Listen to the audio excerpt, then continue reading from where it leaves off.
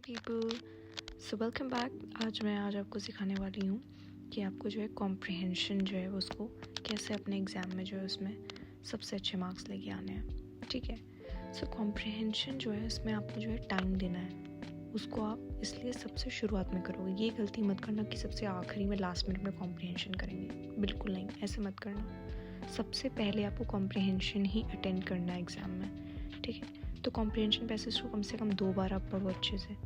ठीक है, एक एक सेंटेंस उसका अच्छे से पढ़ो।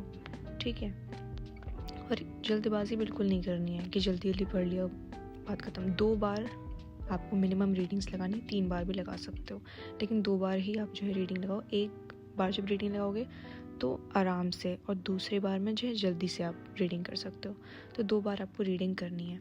तो ये जैसे मैंने एक ये पैराग्राफ नहीं, ऑब्वियसली कॉम्प्रिहेंशन जो है ये मैंने जो है कहीं से लिया है ये, और ये आपकी स्क्रीन पर है।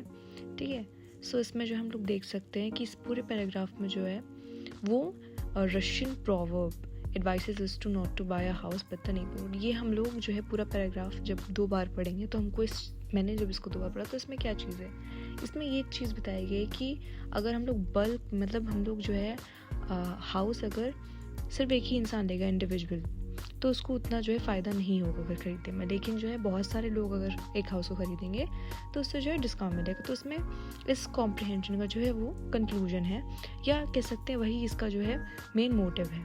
ठीक है, तो अगर आपको कॉम्प्रिहेंशन में जो है सबसे अच्छे मार्क्स लाने हैं तो एक बात याद रखना है कि आपको जो है उसका मीनिंग समझना बहुत ज़रूरी है, उसका जो है मोटिव समझना बहुत ज़रूरी है।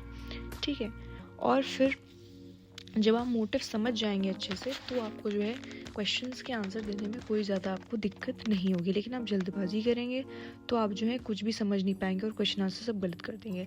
और कॉम्प्रिहेंशन के जो क्वेश्चंस आप अटेंड करते हो उसमें जो है आंसर्स बहुत लंबे चौड़े आपको नहीं लिखने हैं।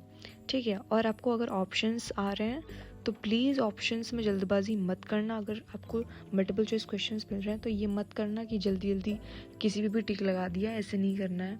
आपको याद रखना है कि क्वेश्चन में क्या पूछा गया है, और फिर आप वो पैराग्राफ उठाओगे जहाँ उस क्वेश्चन से रिलेटेड आंसर या उस क्वेश्चन से रिलेटेड इन्फॉर्मेशन दी हुई है।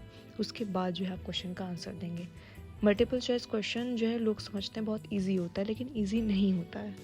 ठीक है, आपको जो है जल्दबाजी बिल्कुल भी नहीं करनी कॉम्प्रिहेंशन में। ठीक है, तो ये चीज़ें हैं।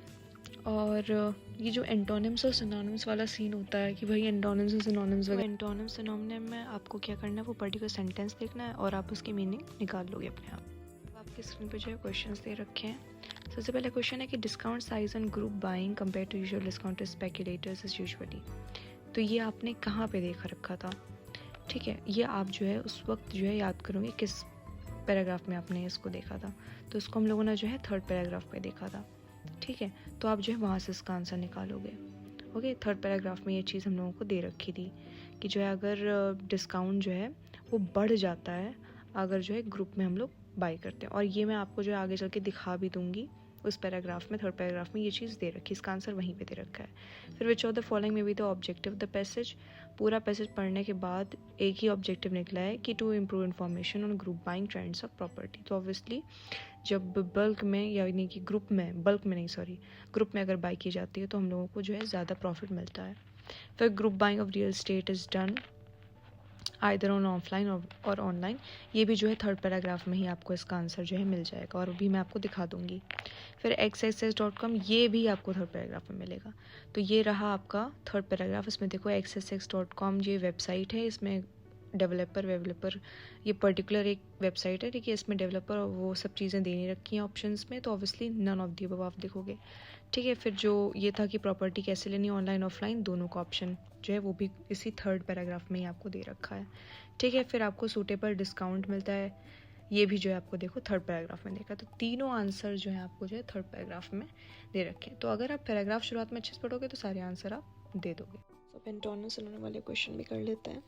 तो यहाँ पे आपको दे रखा है कि choose the word which is most opposite in the meaning of the word. ठीक है, तो इंटीग्रेटेड हम लोगों ने कहाँ पढ़ा था, ये हम लोगों ने पढ़ा था 3rd पैराग्राफ में।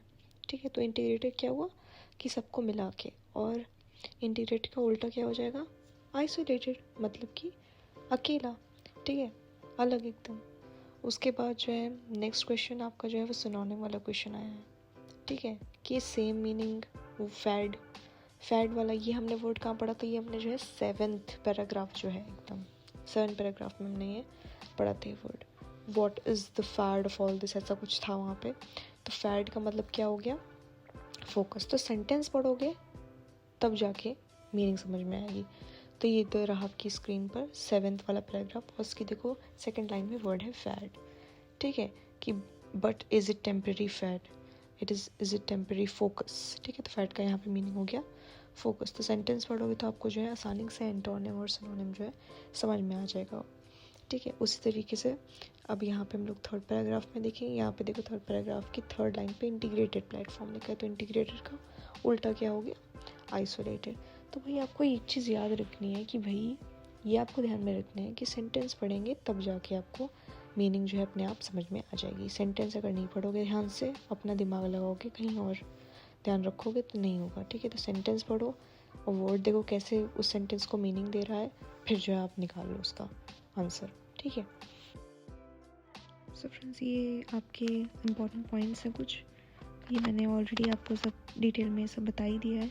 तो इसको एक बार फिर से आप जो है पॉइंट्स के तरीके से आप लोग इसको देख लो, ठीक है। All the best for the exams.